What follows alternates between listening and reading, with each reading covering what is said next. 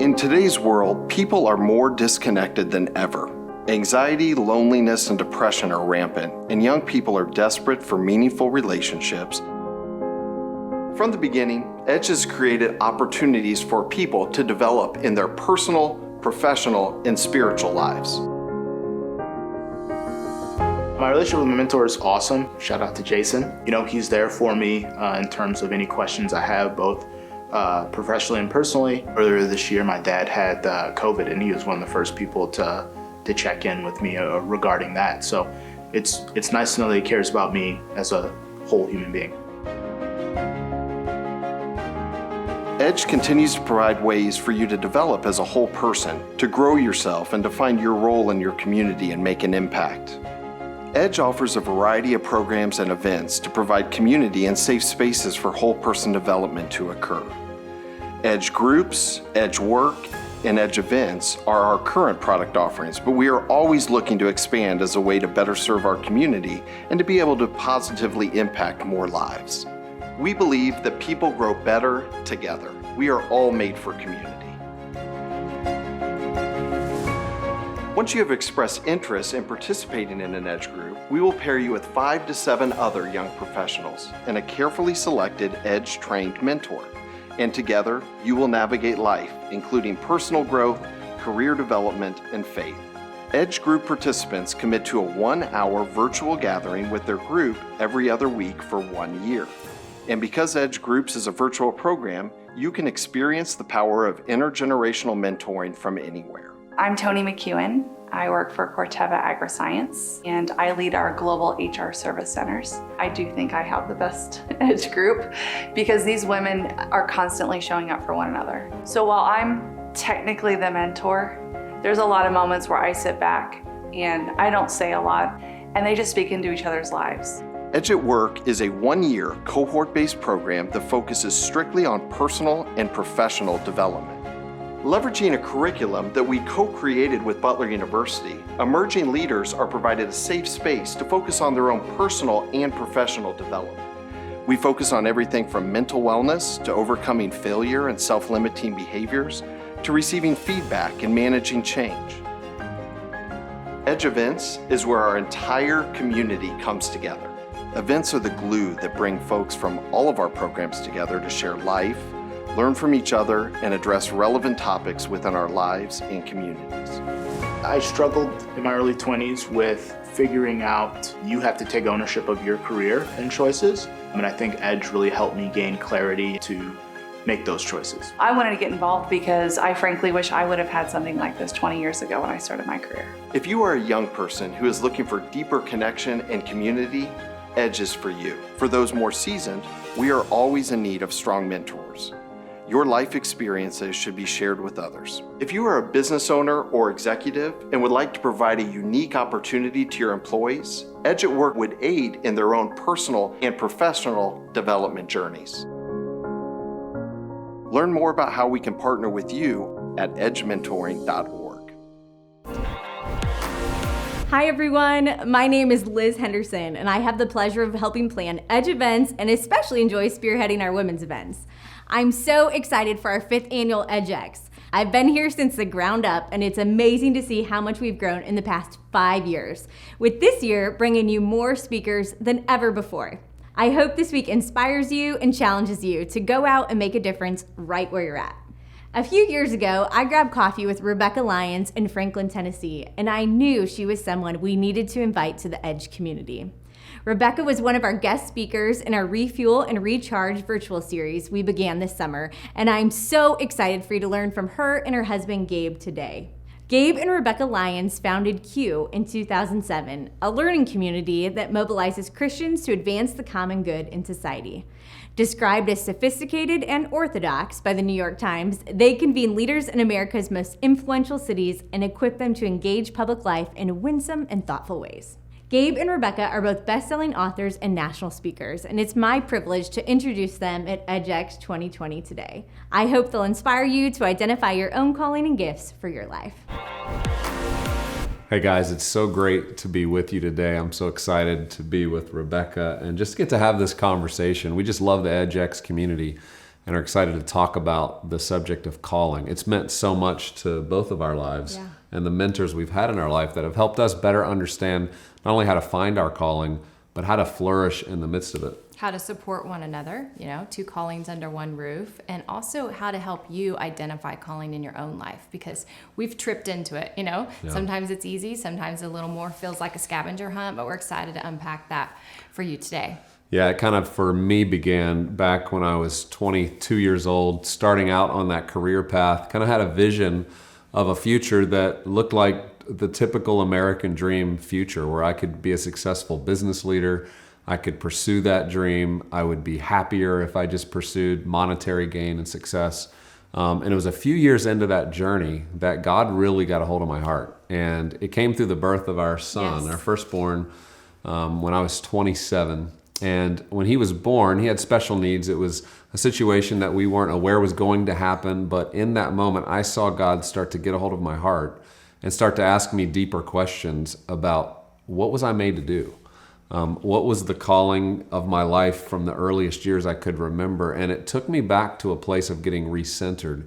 And I do believe this season that we've all walked through with so many different friends, we're finding that conversation's coming up a lot.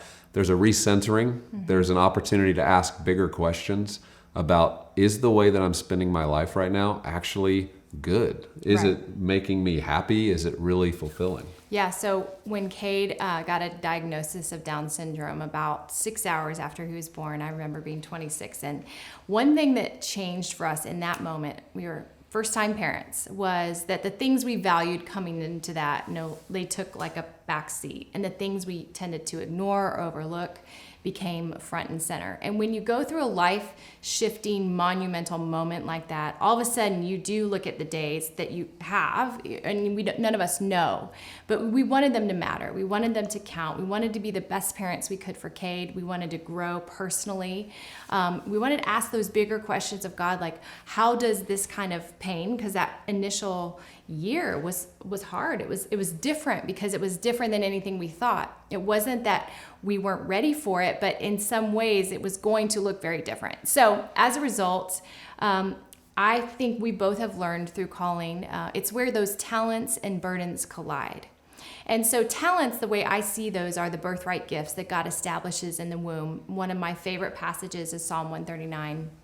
When God says he knit us together in our mother's womb, and his works were wonderful, and he knows that full well, and that our frame was never hidden from him when he was made in the secret place. It says his eyes saw our unformed body, and all our days were written and planned before one of them began.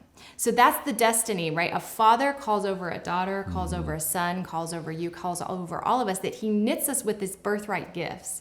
And so there's a favorite book that by Parker Palmer, who just says that, like, we come into this world with birthright gifts, and early on we either abandon them or others disabuse them. But if we're aware and awake and able to admit our loss, we spend the second half of our lives, which for us really began when Cade was born, recovering the gifts we've always possessed. Yeah, I think this idea of calling, it assumes something, and especially as a Christian, when you just hear the word calling, it assumes there's a caller. And I think that's what we were awakened to during that season, is that there's a bigger purpose in life than just even my own desires. I think culturally right now, there's a real temptation to think that you're going to figure out your calling by just staring at a mirror, taking assessments, looking at yourself, being very myopic and focused on you.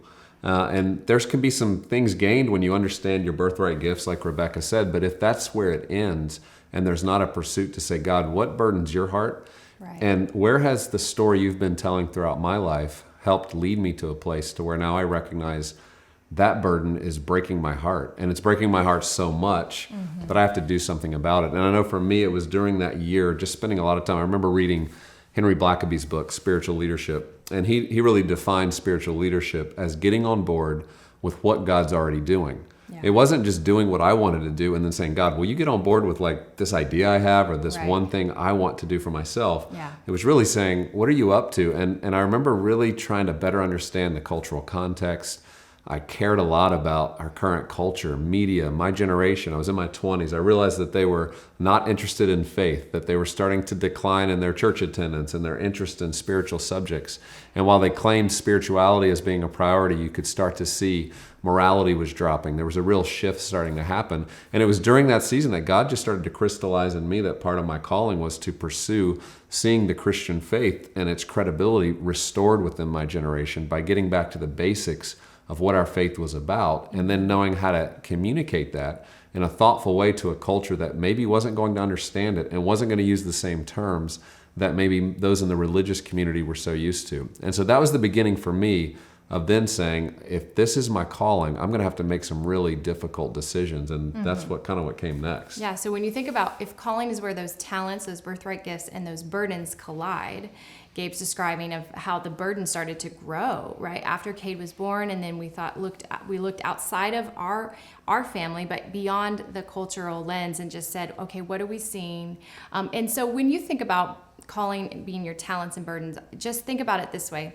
You can identify those birthright gifts usually by the things that made you come alive when you were 8, 9, and 10. So when I was 8, my nickname was Becca Book. Becca Book. Right? I still call her that every now and then. No, when you put your reading glasses on. I do. I have to wear readers now. It's not cool. I'm 40, and now I have to wear readers to read all the books. But when I was growing up, we didn't have a TV. Both my parents were teachers, and they were really, really smart, lots of master's degrees, and they just decided it was not cool to have a TV, which I was not okay with.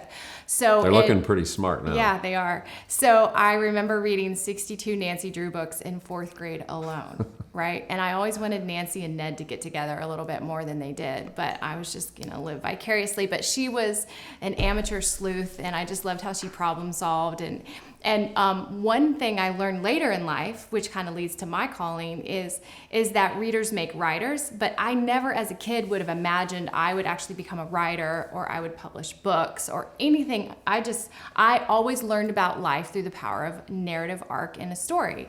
And so I'm a linear thinker, but that was a birthright gift. I always just loved not every kid just dives into books because they don't have a TV. But for me, I didn't even know how to get to my church until I started driving.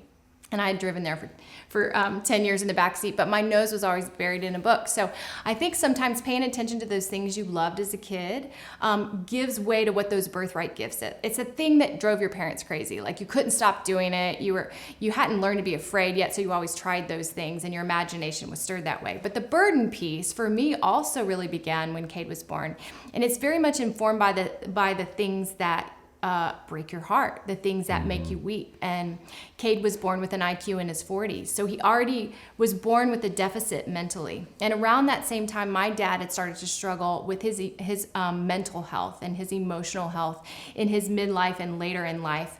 And so here I am, a daughter sandwiched between a father who's struggling mentally and a firstborn son who's struggling mentally. And all of a sudden, that became the burden that kept me up at night. And then we moved to New York when Cade's 9, almost 10, about a decade later. And I start to have my first sign of panic attacks and all kinds of anxiety and depression. And I'm thinking, oh, wow, is this in my family line? Is this my story as well? And so God, I think sometimes we least expect it, but so much of calling is surrendering to the trajectory of the life that God has you on and sitting in the center of it and going, God, what is it that you want me to learn and discover about you? And my faith got so loud in that season, and God became so near to me, and that pain did become purpose. I did start to write about it. I did start to, meet with other people over coffee and just say, what does anxiety and depression look like for you? And I never thought I'd write books about mental health, but that was kind of how those things flourished and came together. Yeah, I remember how it began for you, and you wrote an article actually that we published through Q called Why Are Women Fading? Yeah, and it was that realization that you had a gift of writing, so there was a talent, but it was going to be applied to a burden that broke God's heart, and in your own story had been a part of breaking your heart, and that was your struggle with mental health, anxiety, panic attacks. And this was back in 2011. Yes. Yeah. Not a lot of people were talking about that sort of thing, especially within the Christian community. There wasn't a very public conversation happening around mental health. So it was very brave and bold for you to speak out and to start telling your story. And you told it so honestly and transparently that you started to see women responding at first. I mean, now it's women and men, but at first it was like women were responding because they said, finally, somebody's speaking to it. Now, that's the beauty of somebody starting to step into their calling. It takes courage, it takes bravery, but once you start to move into it, the fruitfulness that starts to abound because you were able to risk and you were able to step into it, and other people were finally now able to see even their own stories through the lens of which you've been living out, becomes so compelling. And so part of what I want to just mark in this conversation right now is, in your own life, have the courage to speak out. Have the courage to tell the story that maybe has been one of your deepest, darkest secrets. Maybe it's something that's been broken in you. God wants to use what's been broken in you and that he's redeemed in you to help others find freedom and to find redemption. And that's what I think has been, for me, so incredible about your story, is getting to sit on the sidelines and watch God use you and your vulnerability to start to transform other people's lives and to give them courage to where now they're helping other people. It always pays forward. When you're in the center of your calling, it's where Frederick Buechner says calling or vocation, and that word to call comes from the Latin word vocare, that word vocare. So vocation, calling, same thing. But he says calling or vocation is where the world's deep hunger and your deep gladness meet. So when you're in the center of your lane of what you were made for, and it's like the tip of the arrow for you, you feel more alive than you've ever felt. And you're meeting a felt need that someone else might be feeling that no one else is maybe in that immediate moment speaking to, or at least not saying it in the way that really resonates with them.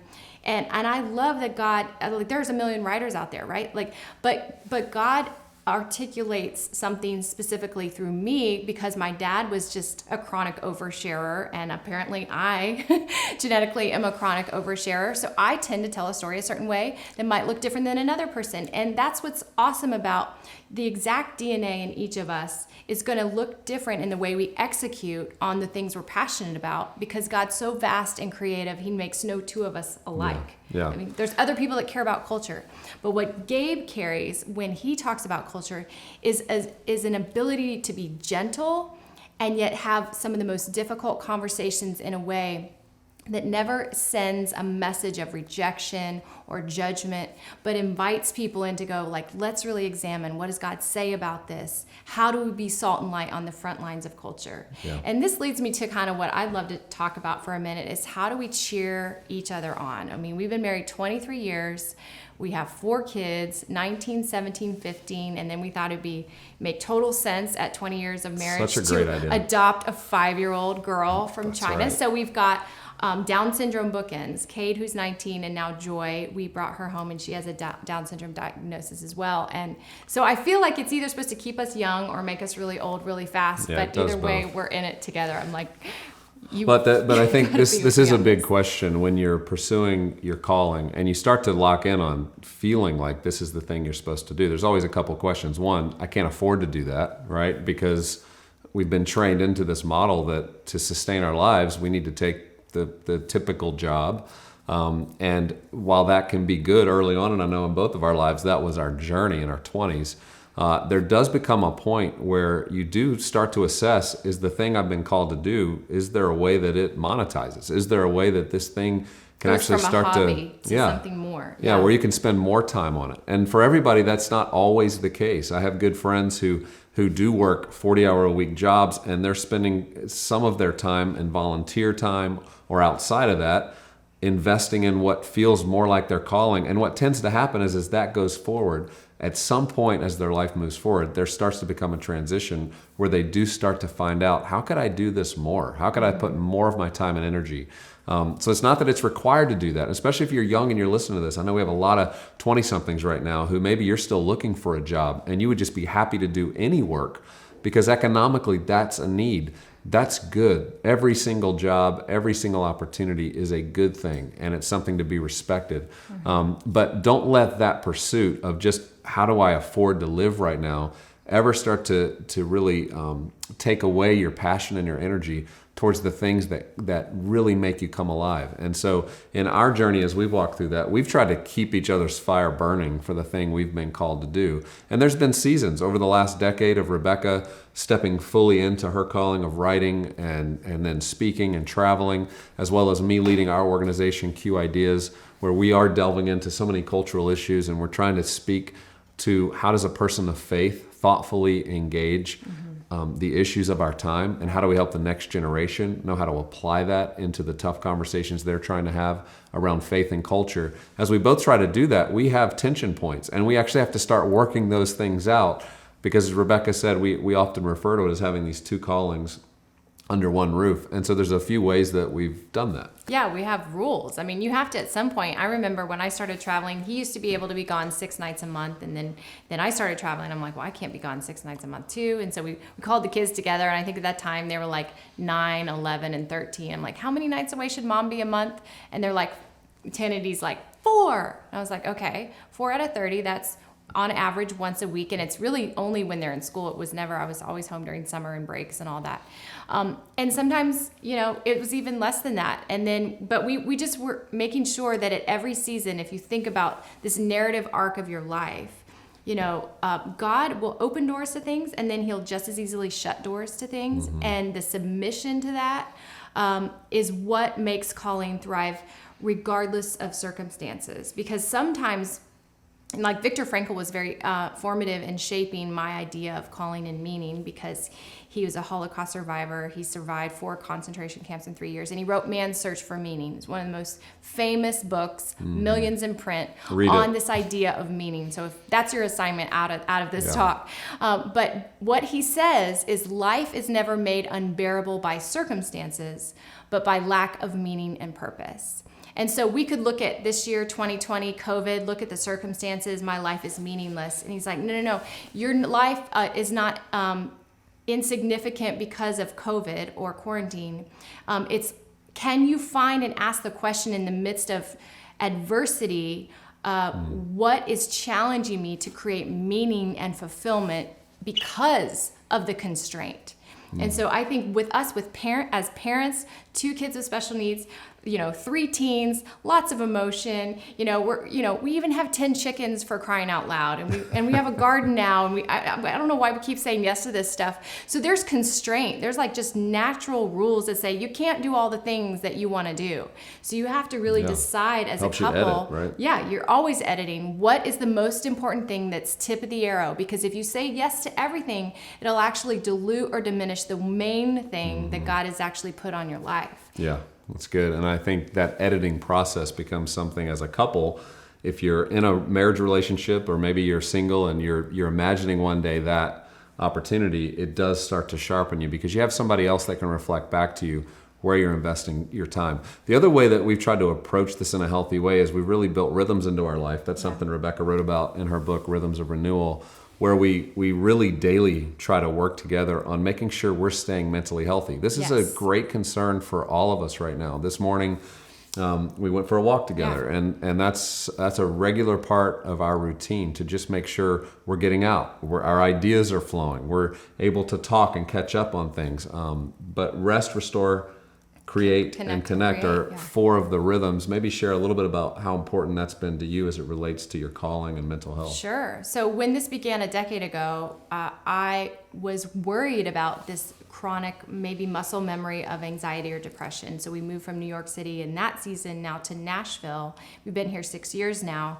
And every couple of years, I'd notice some flare-ups, right? Like my dad died 3 years ago, and I kind of fell into a hard season of depression. So I got off social media for 3 months, off Instagram, all of it, first time in 7 years.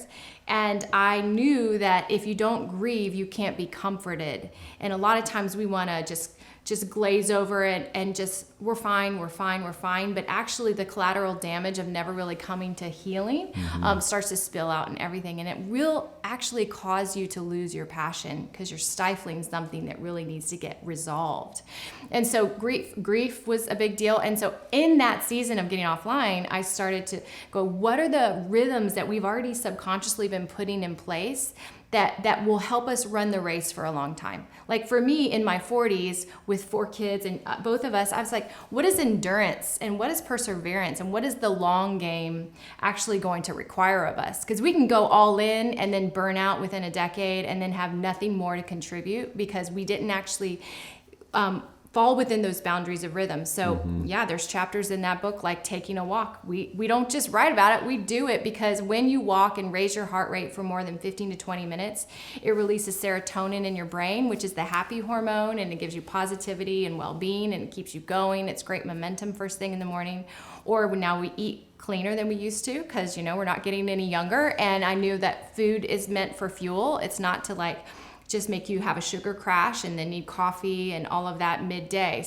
And I would pause too and say the rest rhythm is also where you and I spend our time connecting with God. And that is so essential in this conversation about calling. If there is a caller, are we giving time to the caller to speak to us? And are we being quiet? And are we listening? And are we asking those questions of what are you up to, God? And how do you want to use any experience, any gifts, any broken part of my story to be a part of advancing redemption and renewal in the way that we know you want that to go forward in the world? That's a big question. And if we don't give space to that, we can find ourselves just staying busy, getting a lot of things done, doing a lot of activities, but not necessarily advancing exactly on the assignment that God's given us. The other 2 rhythms are connecting and creating. So connecting's around making sure we're in personal relationships with people and we're looking eye to eye and we're having people that can reflect back to us what they see in us, both the strengths as well as maybe times when we need accountability for weaknesses. Yeah, for sure. Relationships, when we're all home, in these last few months,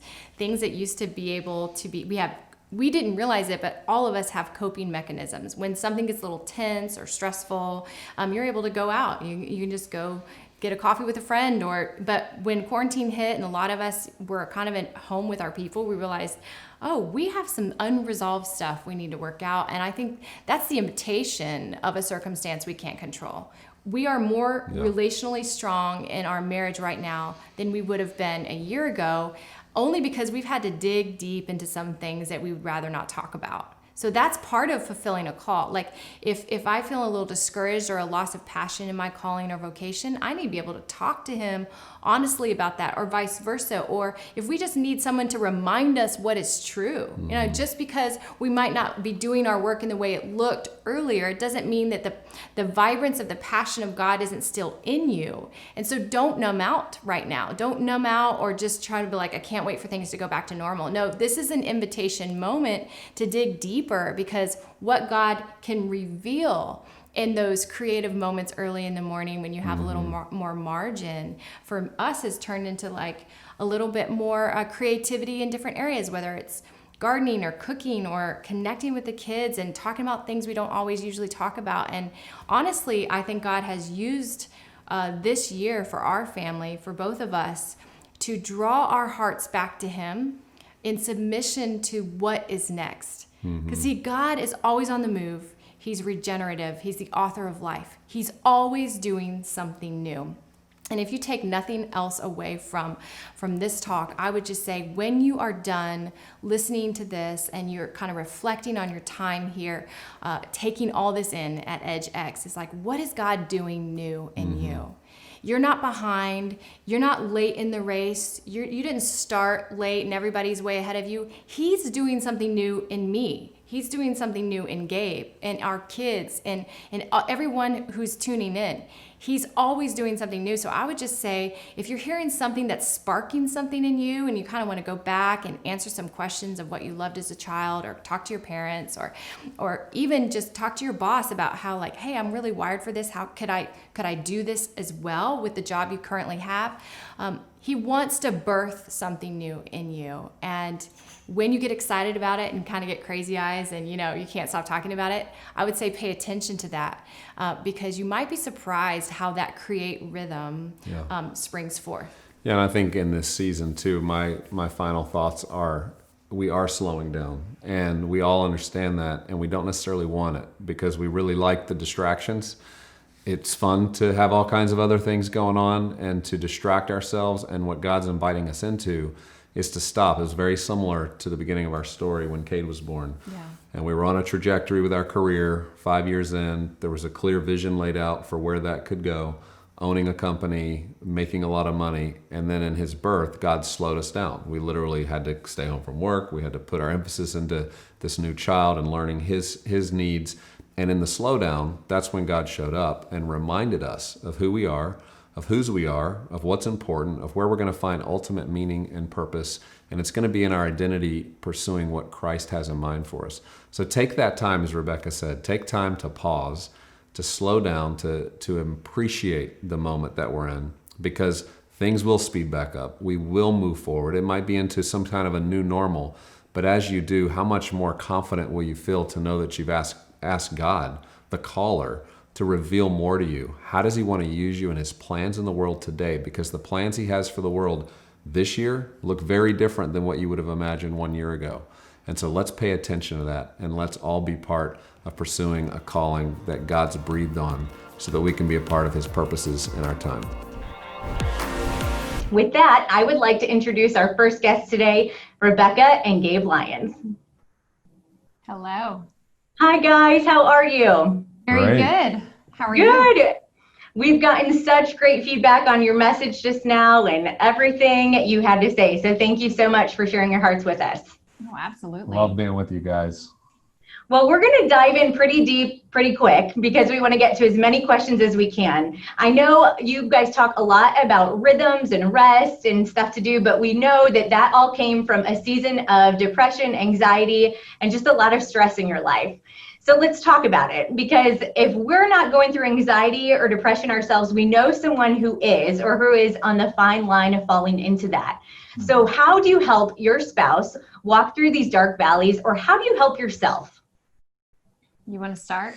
Well, I mean, I'll say Rebekah was the one earlier in our marriage that started to experience this, and I had never had experience with anxiety or depression. I think after I got to know what she would describe it as feeling like, I started to realize, okay, maybe I've just learned to live with anxiety in a way that I didn't feel it or express it the way she did. But I'll tell you, as a spouse of somebody walking through that, it's hard, because what she would describe to me were these just panicked feelings, and feelings that can be described and feel very irrational. And yet for the person walking through them, you start to realize in compassion, this is so real for anybody walking through it. And later on, I started to understand the depth of that and the trauma of that. And so my goal over these many years, as I've learned more and better understood how it affects Rebekah, is to always just try to be a support, to listen, to try to create the rhythms that we talk about that help keep some of that at bay. And that's been a big part of this journey for us. Mm-hmm.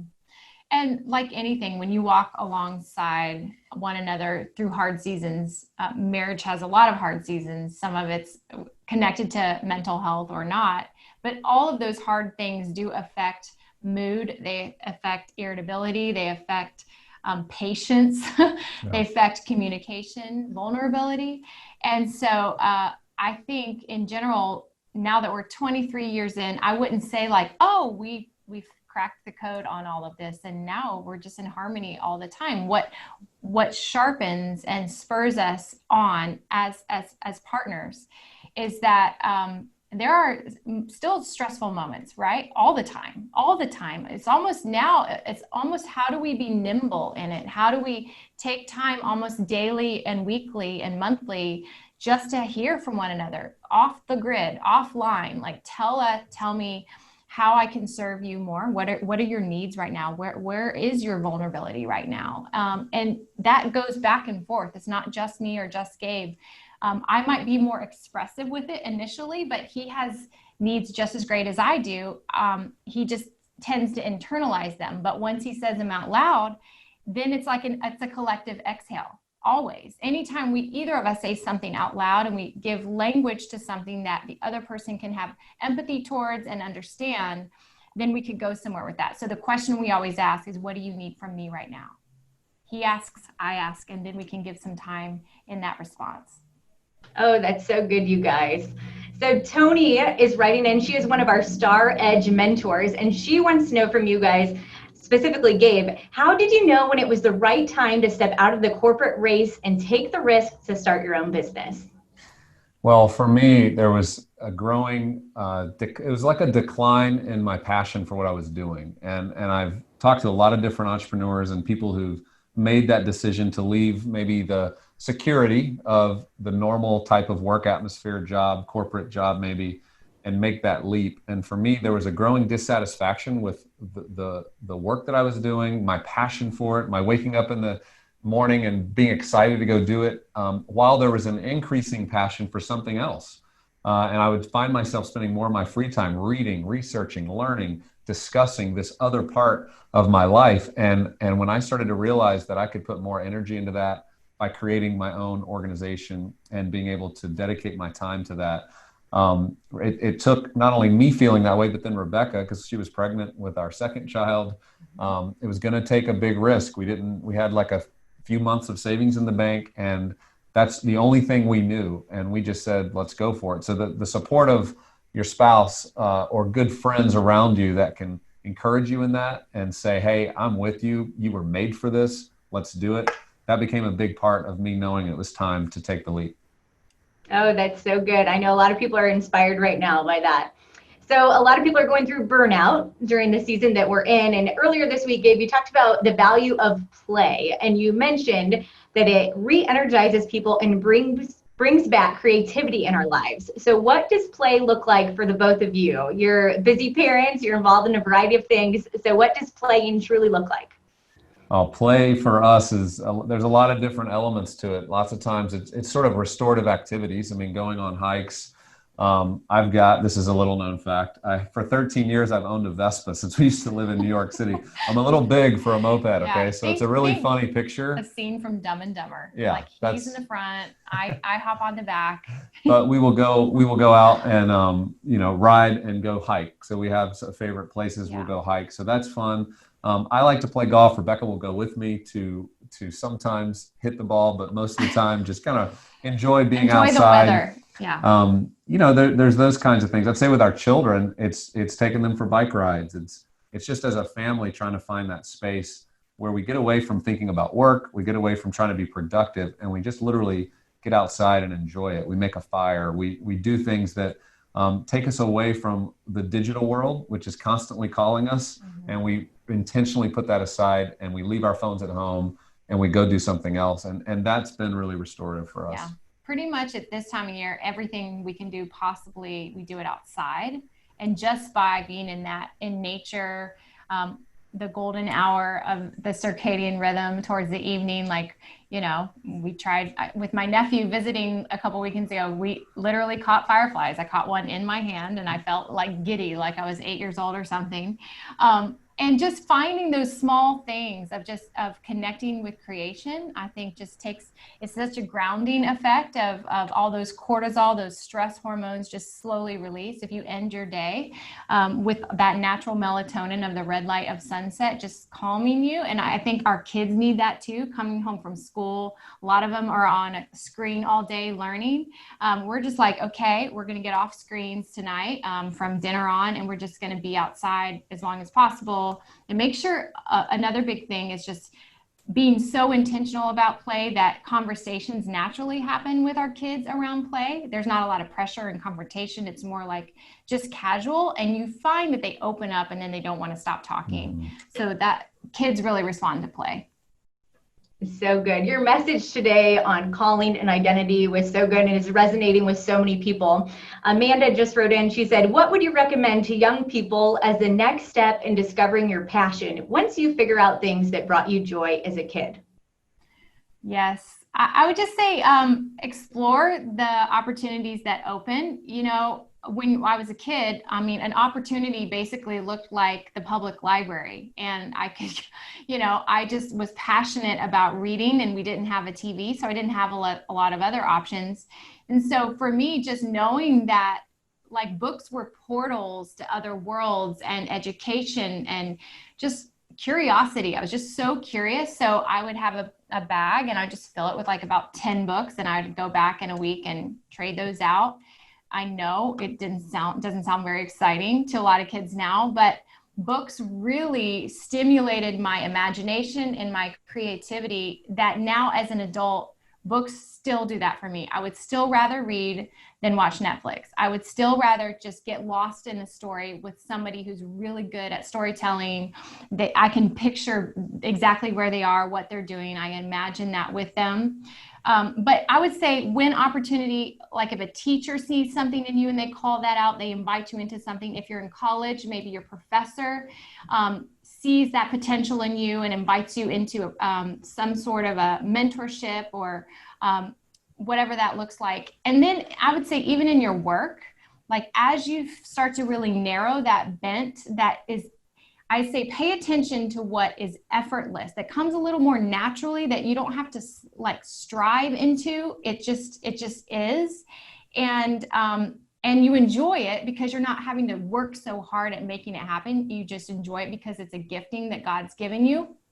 Pay attention to what that is, because your peers will see that in you and they'll start to actually invite you into more opportunities that allow for that. And so you might get a promotion, or you might get kind of redirect your vocation might start here in a company and then turn over to here, and yet you're thriving because you're utilizing that natural bent that God gave you. And then maybe that'll turn into you launching your own thing and bringing people around. I just say take the next step that is open to you. And as long as you're following the things that you delight in, that you enjoy, those steps will keep coming. You don't have to get discouraged about it. Like it might feel like, where are the opportunities? I would just say, ask God to remind you and see what's right in front of you that you could flourish in. So good. So Adam has a two-part question. Once you step into your calling and do it for a period of time, how do you maintain passion and sustainable drive? And part B, what 3 books would you recommend? So I think you keep that drive going because you're constantly learning. It's part of restoring your intellect. There's certain parts of our life that need replenishment. And sometimes the work life can be a place where there's a lot of output and we don't even create time for the input. And we show up at a job and feel like we got to give 40 hours a week of just putting out. And I think, especially for the leaders who are part of this, making sure you're taking time that you're being replenished, because you really can't lead well if you're not taking in new information, if you're not learning, if you're not being challenged, if you're not innovating. And so I think that's an important practice just to build into your life, build into your calendar, make sure if it's 30 minutes a day or it's 1 hour a week or 2 hours during the week, you're going to block and say, this is for me to actually make sure I'm growing. It might be listening to a podcast, reading, that sort of thing. In terms of favorite books, I mean, there's so many. And, my particular calling, I go to some old books like Francis Schaeffer, The God Who Is There. It's about understanding God, truth, a lot of the questions I think our society's asking. It's a 50-some-year-old book. So I'm not sure a lot of you would want to read that book. It's pretty dense, but I'll say it's shedding a lot of light on truth right now. Mm-hmm. One of my favorite books on calling and vocation is Parker Palmer. It's called Let Your Life Speak. It's listening to the voice of vocation. I read it again this summer. It had been about a decade since I read it, and it never gets old. There's always new insight into that. A book that I love that really spurred my writing was called Bird by Bird by Anne Lamott, and it's Signs of Writing in Life. And she just really gives you permission as a writer to own your voice, to find your voice, to not try to contrive something that sounds like someone else who maybe made the New York Times list or something, like just to be really true and tell it like it is. Sometimes we complicate writing with all these flowery words and these run-on sentences. And in the end, all we really need to connect with a reader is to be honest. And so if we can do that, we're well on our way. And it helps if we have a little bit of a vocabulary. But all that to say, I find the writers or the books that encourage you in such a way that when you're done with that book, you're like, I want to do something with what I learned from this. So speaking of books, Rebekah, Allison wants to know, what made you take the leap to put pen to paper and write a book? This guy was the antagonist because I, for years, would journal. I mean, putting pen to paper was so normal for me in the middle of the night when I was trying to work out something. I might go downstairs and just flush it out because I am a verbal processor, and that gets exhausting for my family because they really don't want to like sit there for every single thing that's going through my brain as I'm trying to like narrow something to get to the point. And so as a result, journaling has been such a beautiful way to do that. I call it an ongoing dialogue with God. And it was inspired by Julia Cameron, who wrote The Artist's Way. And she had this idea of morning pages, which is the first 40 minutes after you wake, your natural ego defenses are down and you're most in tune with your subconscious. So that's when it's best to write. So every morning, I'll still today write unfiltered, unedited, a couple, 2-3 pages, especially in 2020. I don't feel like I have a ton to put out there right now on social media or in a book right now because I'm still trying to make sense of the world through my journal and God. I just kind of circle it. And for me, it's so cathartic because it helps bring revelation. It helps me even understand what God might be stirring up in my own life, in my own heart, in our marriage or in our home, in our family, in our parenting, in my work, whatever that is. The beauty of putting pen to paper when you're not doing it to publish it is that you can be honest. You don't have to worry about your grandkids, digging it up and thinking that their grandma was crazy. You're not around, so it's fine. I would just say, take the risk, even if it's just something that's not published yet, take the risk in writing. And Anne, I'll stop here. Anne Lamott's last advice in Bird by Bird, she says, at the end of the book, she says, write your life story, write every memory you can come up with and don't leave anything out. And something visceral in me kind of wanted to throw up. I was like, wait, you mean like anything that I think of, I should write? And I was like, where am I going to bury this on my computer? Because I don't know if I want to do that. But the practice of it really actually exposed some things. It showed me some areas that I had been holding on to, places I had withheld forgiveness, maybe root seeds of bitterness or resentment. And in the end, that process inspired me to keep going because I realized, wow, writing is really healing. And it's not just going to be healing for me, it's going to be healing for other people as well. Oh, I love that. Okay, we're going to wrap this up with one last question, and that is, what are some ways you set boundaries and accept limitations in order to rest? Yeah, good question. I would say for the last decade, we had a good mentor in our life that really encouraged us to set boundaries, especially as we had children starting to come of age, middle school. We were venturing into that. We lived in New York, and my travel schedule was at that time a little more overbearing than Rebekah's. But we realized she was starting to have invitations to travel more as well. And so he encouraged us just to create boundaries. And so we came up with a rule of 4 nights a month that either one of us would be gone for travel. And we talked to our kids about it. Do you guys feel good about this number? They felt good about it. And that began a journey for us of every year looking at that. And we really haven't increased that number. No, it used to be he was doing those 4 nights. Then I started doing those 4 nights. Then together we were doing 6. So we kind of almost had to tweak it as we went and go, okay, how do we keep that? So there were seasons he would travel more. There's seasons I would travel more. And then I'd say we plan ahead a lot with Sabbath and just making sure we're looking at the calendar for us weeks ahead to make sure we've actually blocked time on the calendar that doesn't get eaten up with other invitations and other great opportunities, but make sure we're preserving that time for just our family. We have a senior in high school right now, so I've been counting the Saturdays for about 5 years that we had left before he goes to college, and now we're down to like 30. Yeah, so we're not talking about it. That has helped, that also helps you understand time, how quick it goes, and how valuable it is to plan and create those boundaries, because otherwise everybody else will take your time if we're not proactive to establish it. And you have to take agency for your individual needs, right? So I'm more of an introvert, much more of an introvert than Gabe. So I need more time in solitude. So sometimes I'm like, is anyone going to not be home today? Because if that's the case, I will be home today. I just need to work out some stuff. And I want to even be able to, I like to process prayers out loud with God if people aren't around. I don't really love to do that if people are around. I don't like to Instagram story if people are around. And I don't know what it is. I'm like, I'll do it when I feel like I'm just, this person has my attention, I'm whatever. the same way. I don't like to do that. He doesn't either. ever do it. But it's more just about knowing like what those needs are individually, as well as a couple. Like he said some rhythms as a family, but it's also been a boundary for us as a married couple to go, while we keep adding kids to our home, we still need time away from them. And we love them, but we will actually be better parents if we make sure that we're carving out that time in the summer. We take a few days, a week at most if we can, and then even a couple times throughout the year, an overnight here or there, just because there's conversations that happen in that context that are uninterrupted that can't really happen over dinner or even on a date night sometimes, just because you'll get started and then all of a sudden, you got to relieve the babysitter. So those are little things. It doesn't always happen, but when we try, it definitely keeps us more connected.